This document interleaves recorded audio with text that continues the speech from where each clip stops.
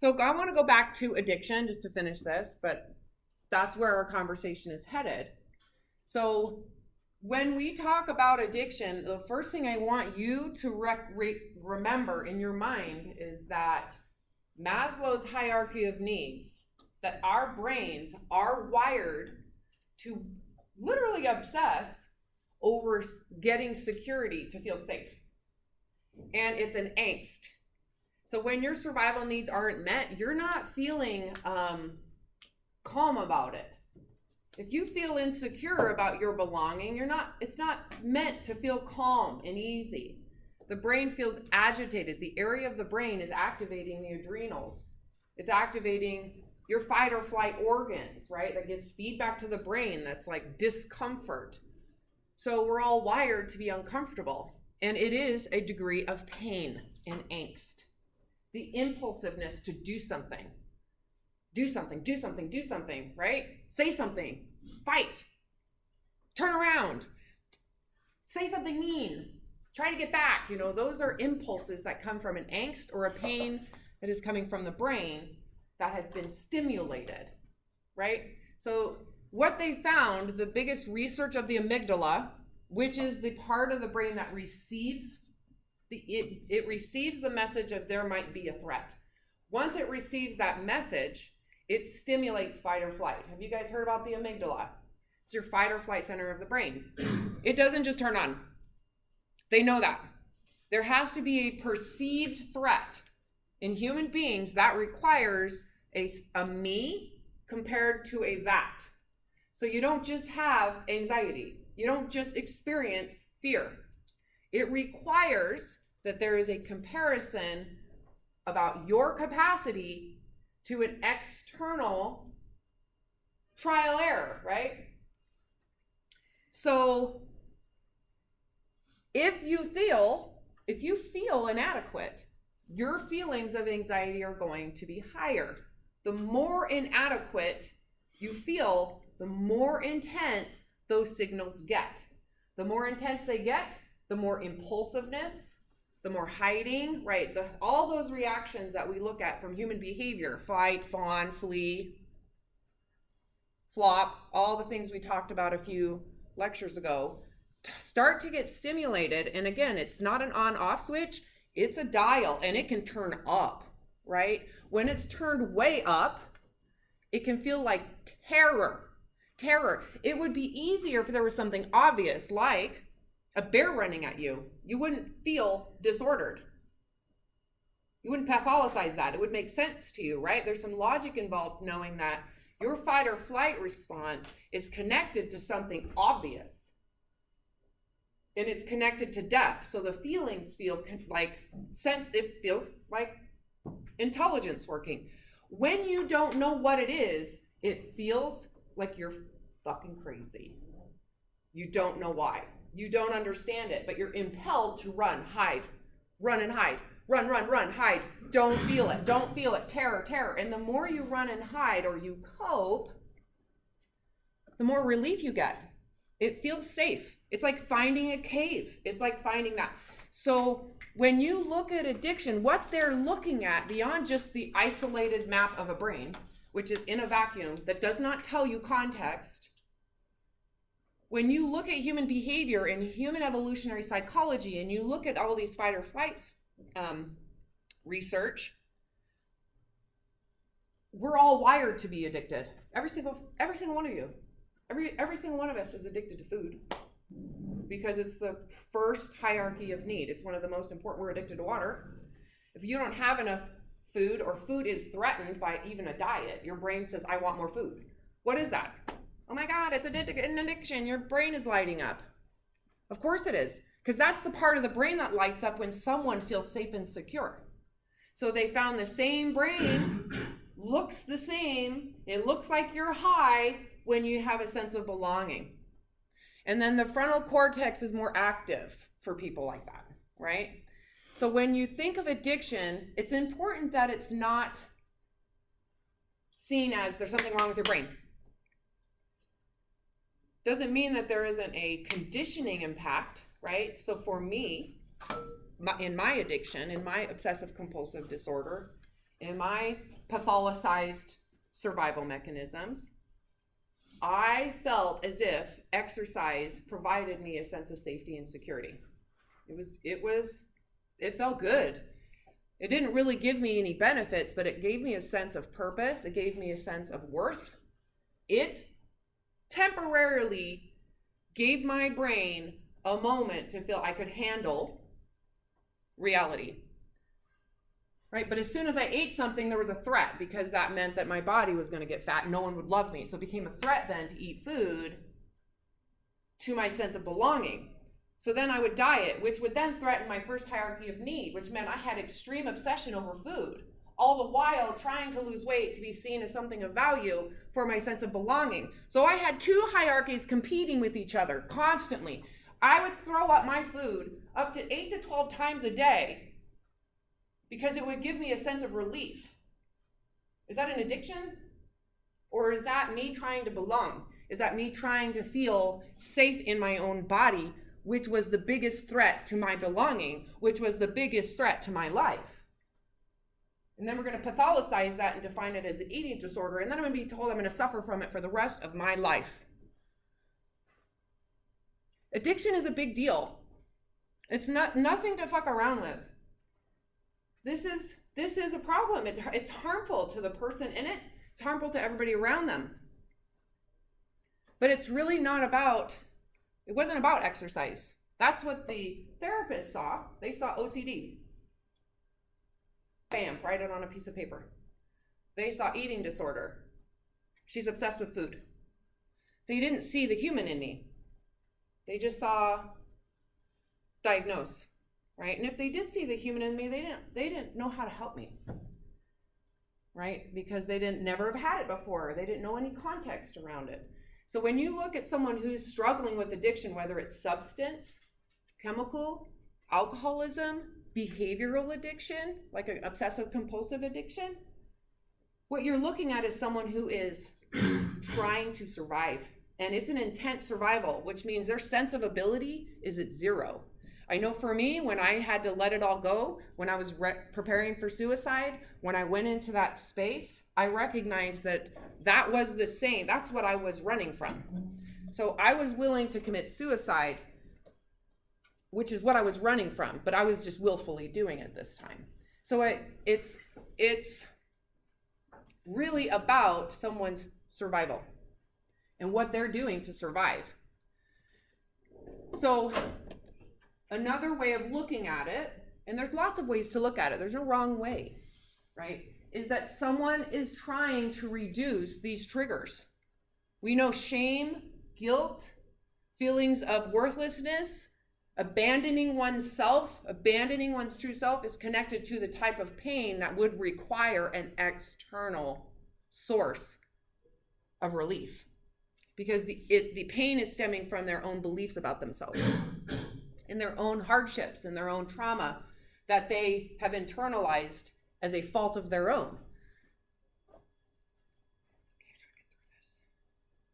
So the more intense those lower states of consciousness, when we look at that map of consciousness, like shame, guilt, apathy, fear, the more intense those are, the more likely someone is going to seek refuge, safety. And it can come in obsessing over what will give them relief. But that's often what only people see. Did we go through this? Addiction and consciousness?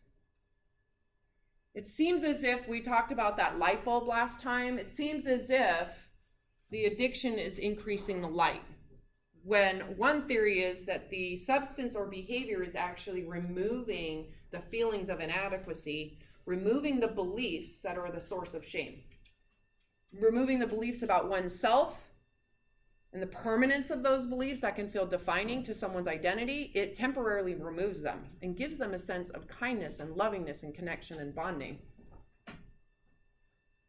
That is the theory of Dr. David R. Hawkins, and he studied this for 50 years as a PhD, MD, world-renowned psychiatrist, psychologist. He used every method you could think of. He was doing tons of research, and he found that as if he could help people recontextualize their trauma, recontextualize their beliefs, maybe recognize the beliefs might be the source of their shame, that they don't need to cover the shame up if they can change their beliefs or alter how they view themselves in the world around them. And you notice you didn't need to have substance or therapeutic medications, or you could get people to come off of them, right? That you could wean them off as they started to really change the way that they viewed themselves, which a pill cannot do for you. Cannot. Granted, they can be helpful, but they don't necessarily change your belief systems that might be the source of your pain that you are seeking to cope for. So the area of the brain that, again, that really turns on when someone is, in order for something to be addictive, it has to support those survival needs, right? So whether it's an addiction to food, water, sex, addiction to some type of fight or flight or coping mechanism, it has to be able to connect with that part of the brain that stimulates the relief and sense of safety and calm. So again, take any type of terror that is extreme, and if there is something that relieved that for you, that's addictive. So it gives you the sense that you are surviving, that you're capable of it.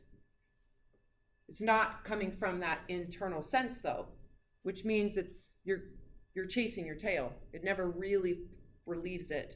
And the more you connect to those behaviors and substances, the more you can lose sight of your own capacity, and then you become more codependent, which means you think your survival relies on those things.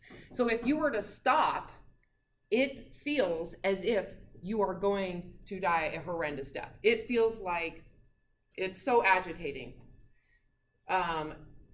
If you want to think about what withdrawal feels like, I can tell you what it feels like. It feels like you're going to get dismembered. It felt like I was going to get heaved off of a cliff. My whole body was telling me you're going to get decimated into non-existence. You won't even exist, and it's going to be the most excruciatingly painful experience you have ever experienced, and you cannot handle it.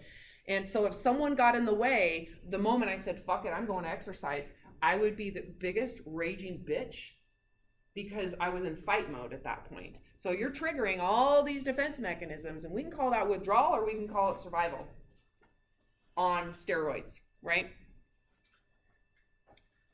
So characteristics of someone that has this: denial. Why would you admit you have a problem if what you need is protecting you from dying the most excruciating death you're not going to? And then when you have this issue, trust me, your logic is engaged. You are thinking, you know this might cause harm, but that harm is far worse than the harm you're experiencing in your psyche. And so you make choices because other people can forgive you. You can make it up later. And the unfortunate thing is you start to make decisions that hurt other people around you. It actually feeds your shame. So it makes the whole trigger more intense. I remember stealing from my roommate. We were best friends. I stole her food because I needed to binge, because I was seeking to fulfill my first hierarchy of need with food and to get away from my diet craziness. So I would binge eat and eat all her food. I felt bad. I stole money from my parents so I could buy diet books to see if I could lose weight to feel better about myself. I stole. Which is what people do when they're in fight or flight if they feel that they can't do it themselves. So denial is a big problem. They might know and recognize they have issues, but if they're not ready to give it up, they're going to lie. They'll try to placate you. They'll say what you need to say, but they're not going to give it up. So I know for me, with my therapist and with people I work with who have eating disorders, I know they're not going to tell me the truth. I just accept that. And so I don't play that game with them. And I'll just come right out and say, hey, if you're not ready to, that's fine. You don't need to recover. I'm not going to make you recover. I don't want to do that to you. You don't need to lie to me. I'm not going to take it from you. The first thing they do is go, oh my God, because they don't have to be in denial. It allows them to be truthful. That inability to abstain is because we're not wired to accept dying. We're not wired to accept that. So why would you abstain if it feels like you're going to die? You're not going to, unless you're ready to. So for me, it took suicidal ideation and suicide to get in there and to abstain, because it arises all that terror and that angst and compulsion. So compulsive obsessive compulsiveness, excessive preoccupation. Again, this is what the brain does when your survival needs are not met.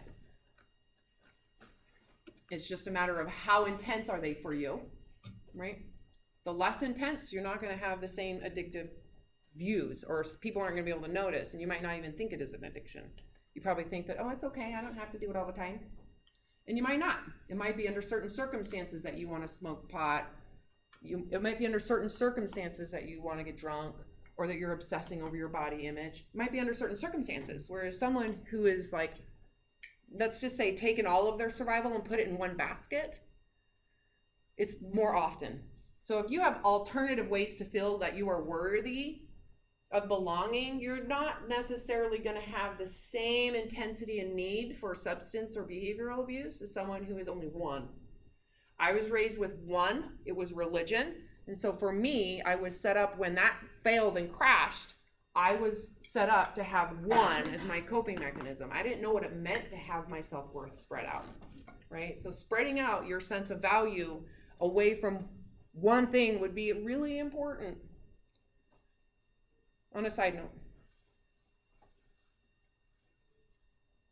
let's move forward through this. 5.3% of college students report having abused prescription painkillers, codeine, Vicodin, OxyContin in the past year. My freaking son used to do this for fun. How many of you have taken pills for fun? Right? But that's very different, I think, than someone who takes it to escape. Right? And again, biologically, the more intense it manipulates that sense of security and safety, the more attraction it becomes, the more attractive it is to people who are in fight or flight. They get more relief than someone who is really not as much in fight or flight. Right? So you could look at the population and say, why is it not everybody's addicted to OxyContin? Why did someone come out of that? Well, it could be because they weren't in as much pain. Their pain predisposed them to it. Unaddressed trauma. If you find something that gives you a sense of relief, why wouldn't you want it? So, right, technology, work, sexual behavior, exercise, dieting can be an addiction.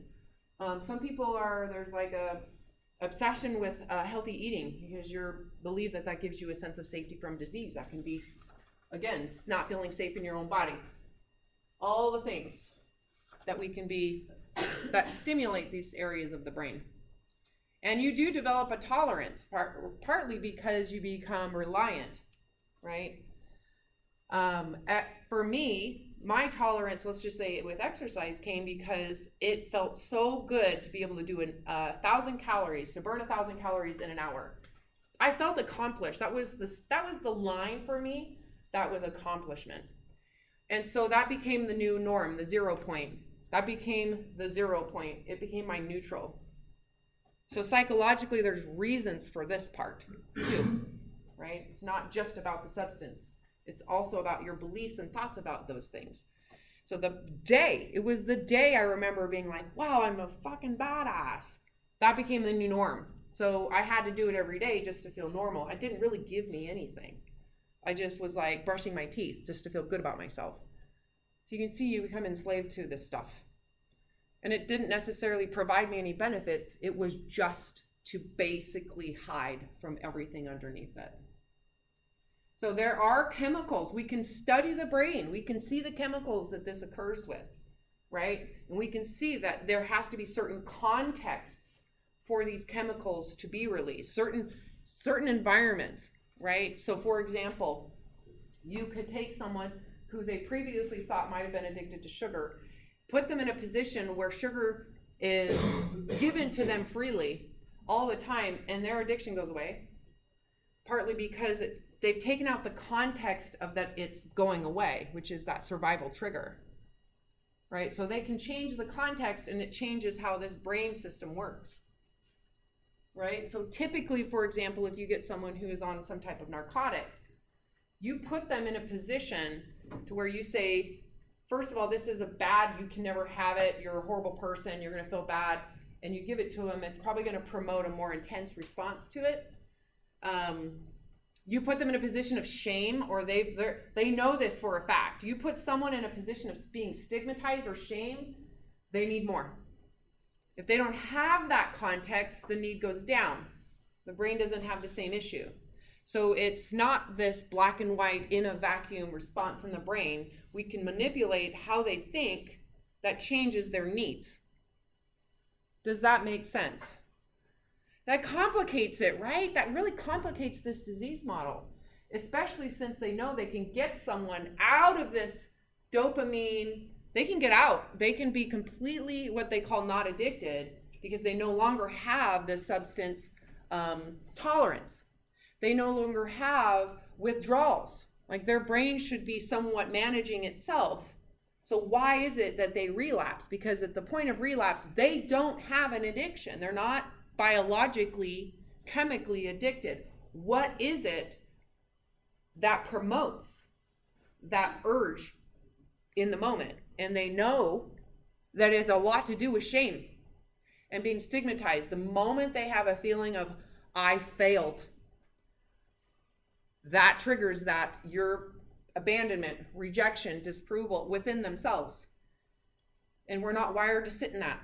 So this is where AA and different other programs, the huge amount of their focus is how in those moments, a process psychologically to question the feeling, understand the context, face it, the process that people go through so that they are actually facing that feeling and disarming it and dismantling it so that the urge to go to their coping mechanism reduces.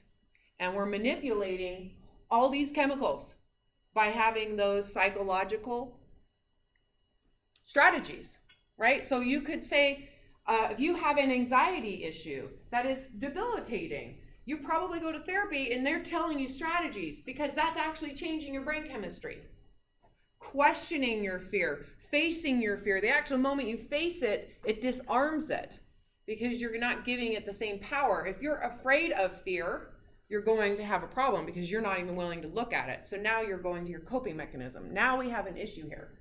We have an issue right in here, right? We don't need to go into the details of that, but we do know this science. So the physiological process can result in this type of withdrawal. But again, we do know that that could be fight or flight issues starting to bubble up. Fight, flight, flee.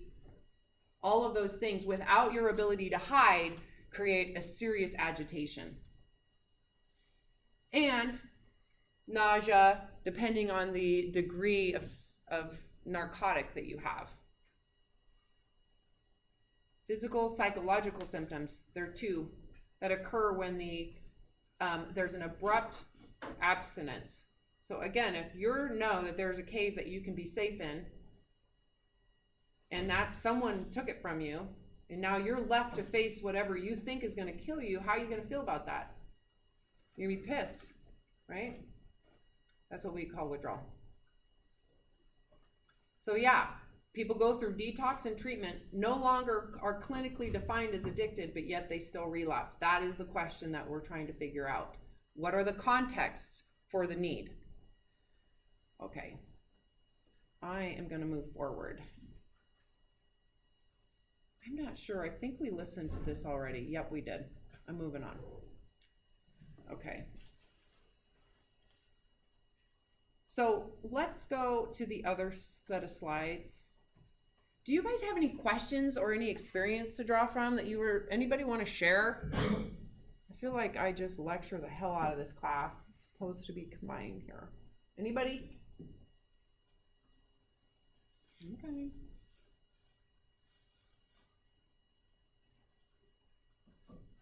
Okay, so this is our next kind of moving into. So shame within oneself often comes with stigma. What is stigma? So just as a reminder, I want to go through this quickly. And I do feel like after everybody's tests, I really feel like I understand where most people understand and when things start to get fuzzy, which means I need to do a better job of teaching. So I don't want to spend a ton of time on this, but just remember physiological needs: food, water, air, excretion, sleep. What is biologically required? If you were in a coma, what would a hospital need to do to keep you alive, right? Biologically. That does not include relationships. It's just because you don't need a relationship to stay alive. You don't. You might have some psychological issues because we wired here, but you don't need a house to stay alive. That is in the next one, right? Environmental, a home, territory, tools, people to help you, or not people, like Band-Aids. You need some type of safety need, which keeps you safe from the elements, clothing, right? Belonging and love. This is the big one, right? And this is where things can get really shifty, because we're more likely to get these two when we have people in our lives. Your access to food, water, shelter, excretion, healthcare skyrockets when you have people. So when there's a threat to your belonging, it feels like fight or flight. It's that angst you're feeling is your brain saying you could die, you could die, you could die, you could die. Anytime you get judged, it feels like shit. That's because your access to food and shelter literally are being threatened to your brain. Now, the problem we have in current society is we don't really have much threat generally to these two, right? So it's hard for us to pinpoint the threat. It's not obvious. It is not obvious why we have fear and anxiety about not being able to do something at our best, right? Why is it that if I don't get an A, I feel panic? Well, because you might have attached it to this one. You might have attached it to this one, because chances are it has nothing to do with that or this. It could be because you want to make enough money to support these two, which requires this. So do you see how these kind of can get entangled and enmeshed a little bit? Like my story being that I didn't think I belonged because I failed at my religious rules, so I ended up thinking I could control my body, and I did that through this idea of thin supremacy. So I threatened my food, and then I had these huge loops of these two fighting against each other. We call that an eating disorder. So this is the P here. This right here actually is like experiencing someone heaving you off a cliff. Someone taking you and shoving your head in water and making you drown. That's what it feels like. That's what you're experiencing when someone shames you, judges you, puts themselves above you. That's what you're experiencing, is a potential threat to your life. It can feel like terror. It's just not obvious. And so we go, oh my God, why am I in so much anxiety? Well, probably because there's something going on here. Unless you cannot support yourself, right? So what is stigma? This is really important, because this is basically society saying you are out. It's the action of shunning someone out. They used to do this. The Greeks termed stigma because they would actually burn marks, they would create visible marks on people to basically define them as bad people. Stigma. They would visibly try to make you down in a hierarchy. Your class system. Who is the haves and the have-nots? They would try to create a visible visible ability to know who is at the higher end and who is at the lower end. Is that still happening today? Think about that. Is there visible ways that we try to see if someone is more valuable or less valuable? Anybody have any observations of that?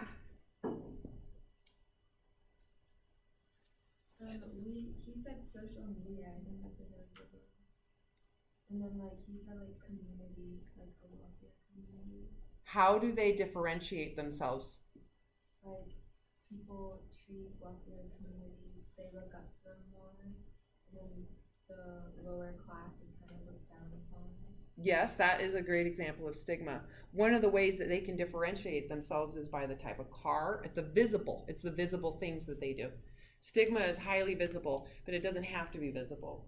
Right. So when I lived in Alabama, in Birmingham, people really cared where I lived. They would want to know what they want to know exactly where you live, because whatever gate that shuts tells you your class, which automatically gives you some type of like, oh, you must be very amazing as a human being. So it's like a shortcut. Evolutionary psychology believes, this is the theory, it's a shortcut to your survival. So if you can visibly show that you are a higher functioning human, that you are going to be seen as a more valuable person. And the more value you have, the illusion to your survival brain is that third hierarchy is becoming secure. So you're not necessarily knowing this intellectually, you're just feeling it. Like, I am more approvable because I'm wearing the right Lululemon side bag, right? Like, I'm showing that I know what's right. And oh my God, that person's using earbuds that aren't AirPods. Oh my God. They are so not with it, right? So there's ways to do this without really understanding it. The key is not to judge yourself. Don't judge yourself. This is a human thing. If you judge it, then you're going to be shaming your own human nature, and that does not help. It's better to go, oh yeah, I totally do that. I'm wearing all Athleta. This whole thing is Athleta, which is not cool to my daughter or whatever. But it's a communication of fitness, or, you know, what do they call it? What's the word? You're fit casual, you're fit, whatever, right? What message am I trying to send? Okay, here's another example and we'll move on.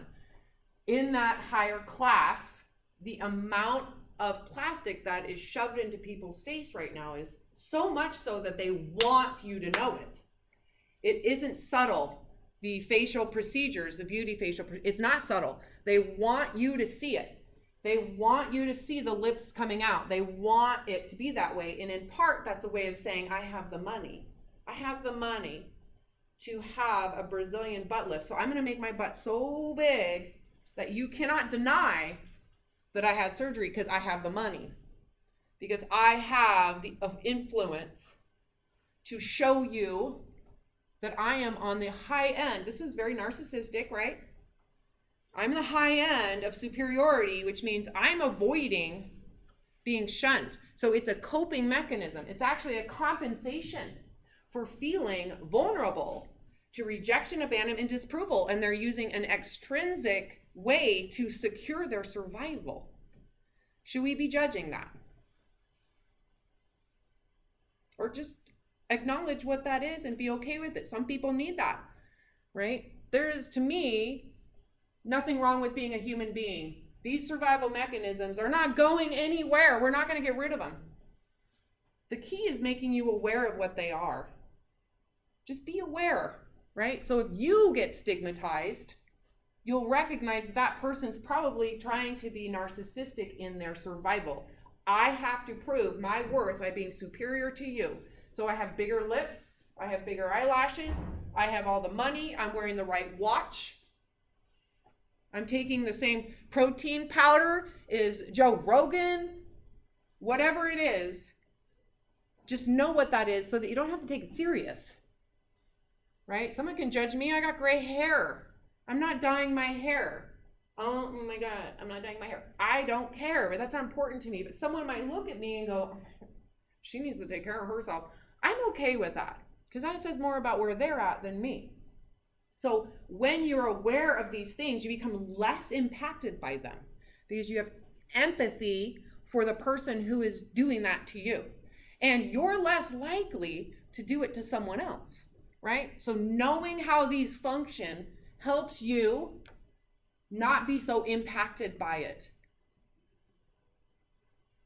It's not visibly today a physical mark, but it can be an attribute that results in widespread social disapproval, a discrediting social difference that yields a ruined societal identity. Mental illness has been stigmatized. Body fat has been stigmatized. Right? What other things have been stigmatized? What are obvious community stigmatizations? Obesity is a huge stigma, and it's a visible thing someone cannot get away with. People assume that someone who is obese is lazy and dumb and doesn't know anything about nutrition, doesn't want it enough, right? Do you see how that's devaluing and dehumanizing someone? Racism, huge. Just assumption based on where your genetics came from that you're superior, right? Disease, too. So there's overt, where you internalized it, right? And you, on some narcissistic level, are okay, right? Like shaming and shunning the homeless, shaming and like because they're lazy people, right? And being overt about it. And there's covert, where you won't make eye contact. You will avoid in a passive way, right? Out of fear. If you think about it, how much of this is fear-based? Probably all of it. Not knowing, not understanding, and having those messages in society constantly bombarding you, whether it's your media or your political views, saying that these people are bad people. They're dangerous people, right? Dehumanizing, depersonalizing. So we're going to go over, this is one of the kind of theories on how there's 4 different types and how they work. Again, this is the 3rd hierarchy of need, which is our survival and belonging. And these are also, this is stemming from a narcissistic belief system. Who here remembers the difference between just narcissism and being narcissistic? Anybody want to describe it? It's important you know. Again, remember, being narcissism is our inherent drive to want to feel special. It's a stage of development. It's hugely motivating for children, but it's also can be a hard thing if you don't grow out of it. And if it becomes narcissistic, your specialness is attached to being superior to others. That's what this is about, right? That your worth is based on being better than others. So your survival is attached to constant comparison and needing to prove that you are more valuable than people around you. Right? So you'll go into a room or a party and you'll be looking at everybody's clothes, you'll be looking at what they're wearing, you'll be looking at who's who, and then putting yourself in a position to be superior. The downside is that you go into a room, and if you're not, you feel shame and you want to leave. You just want to go home. You don't want to be there because you're feeling out like you are worthless. And you'll project that onto everybody. You'll assume everybody else thinks the same thing too, right? That's narcissistic. And that is a survival mechanism, to be wanting to believe that if you're superior, that you are less likely to be rejected and abandoned, right? That's an illusion, because the opposite is actually too. So public stigma, people's social and psychological reactions to someone they think it has a condition that makes them bad.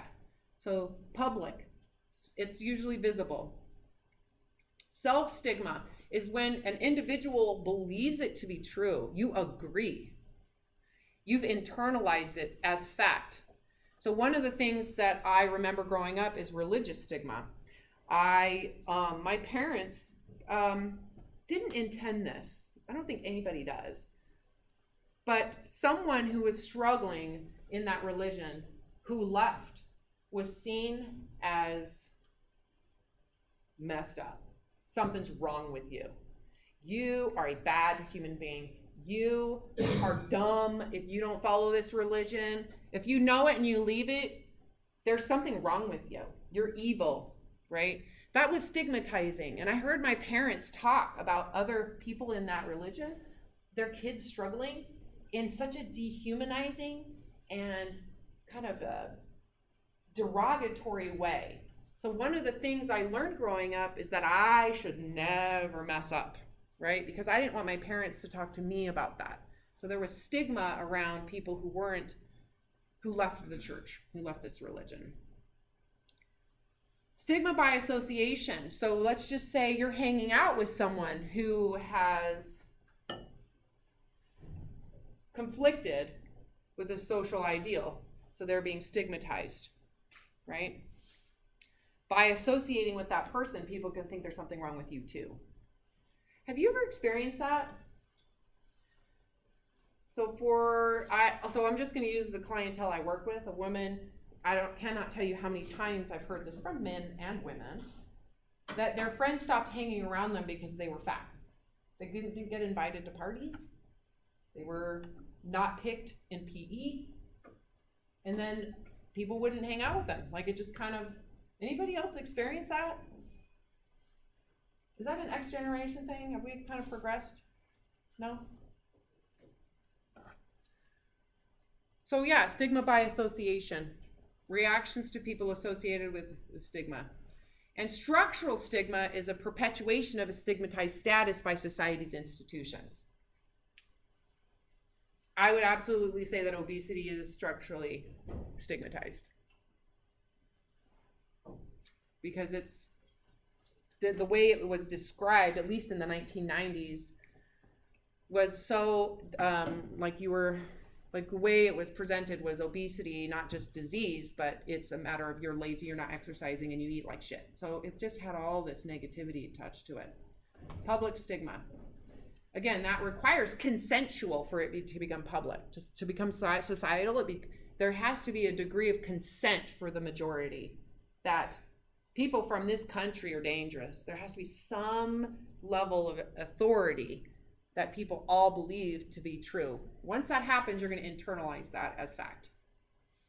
Self-stigma, again, I'm going over these two in particular because these are the two most impactful, is defining oneself by stigma. It takes over and supersedes concepts of self. So when we talked about self-concept,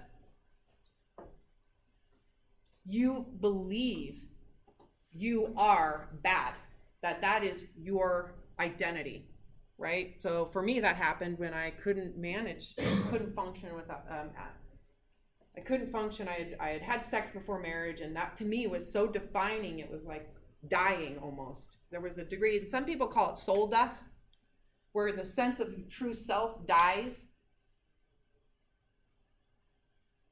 because your concept of self has failed. It can feel like it is a permanent and forever defining failure you can never and will never feel better about, and you won't move past it. So that's self-stigma, when you personally believe that you are worthy of abandonment and you abandon yourself. So you'll never ever really secure your third hierarchy of need. You will live in fight or flight, and it will be more intense. And usually addiction is a great solution to people in that space. They feel that. It feels as if you're spoiled, ruined. Anybody here have that experience where you could have that experience with, I didn't get an A+, or I didn't make this team, or I made a decision that changed the course of my life. If you believe that that is a bad thing, you could be self-stigmatizing, shaming yourself. This is an example. I want you guys to take a moment and read this of how it feels. This is a quote from someone who's written a book about it. I perceive myself as having a serious mental illness, and therefore as having been relegated to what I called this social garbage heap, I tortured myself with the persistent and repetitive thought that people I would encounter, even total strangers, did not like me. That's what I meant by projecting. That they wished that mentally ill people like me did not exist. That was her own self-stigma. Thus, I would do things such as standing away from others at a bus stop, hiding and cringing in the far corners of the subway cars, thinking of myself as garbage. I would even leave the sidewalk in what I thought was exhibiting the proper difference to those above me in social class.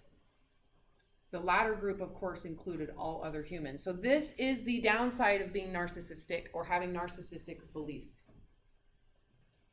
That you believe you are worthy of exclusion, right? And complete abandonment. And you assume everybody else feels the same way, so that. How did that feel? Does this feel like shit to read? God, it sucks. I have been there. And I know there's There has to be others that have felt like this too. This comes from beliefs. In order for anybody to feel this way, you have to hold a belief in your mind that is superior, that you didn't fit, didn't match. So this is all theorized, because if you look at the way humans exist today, it's not new. It's not like we've all of a sudden changed. So the evolutionary psychological theory that people have come up with is that it actually, like, what does it provide? Like, what is the benefit of this stigma? Well, of course, exploitation and domination. So if you're the narcissistic authority, you can choose who gets abandoned and rejection. That can put you in a position to feel that you are safe. Again, you could say that's an addiction, right? Exploiting and dominating others can give you a sense of security. Keeping people down means that you're up. This is the definition of narcissistic, right? People with more power can stigmatize people with less power in order to maintain equities between the groups. Yes, this has been going on for thousands of years. Social norm enforcement. So remember when I said, like, to some degree, pride can be helpful and desire can be helpful because it actually helps people assimilate, to actually, like, promote society's way of functioning, can promote systems, right? So by using threats of abandonment and rejection and disapproval and disgust, that can be repulsive, right? Trigger someone's fight or flight mechanisms to do what you're saying so that they can avoid that.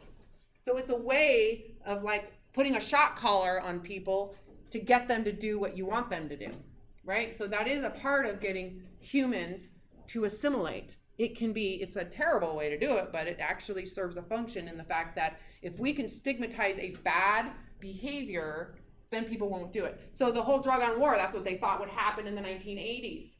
Let's stigmatize them as criminals and bad people, put them in jail, make them like, let's just put a big loser sign on their foreheads for the rest of their lives. It failed horrendously. I mean, we are still dealing with the baggage of that decision, right? Because they used stigma. They thought that it would help people to not use drugs. The most opposite thing that could have happened now that we know more about addiction, right?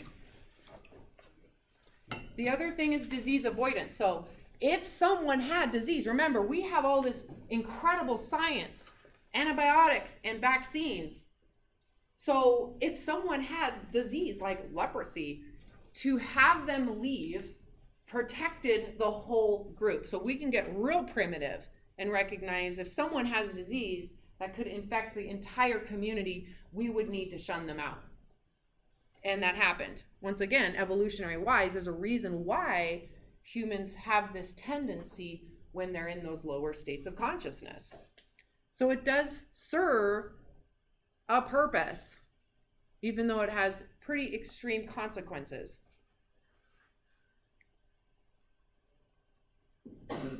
Okay, that was what we were going to talk about. We already did that. You know what? We'll start here. We're going to start the compassion side of this when we meet on Wednesday. I have posted a homework. I posted it, I think, a couple days ago. So we'll start working on that. Any questions? Okay.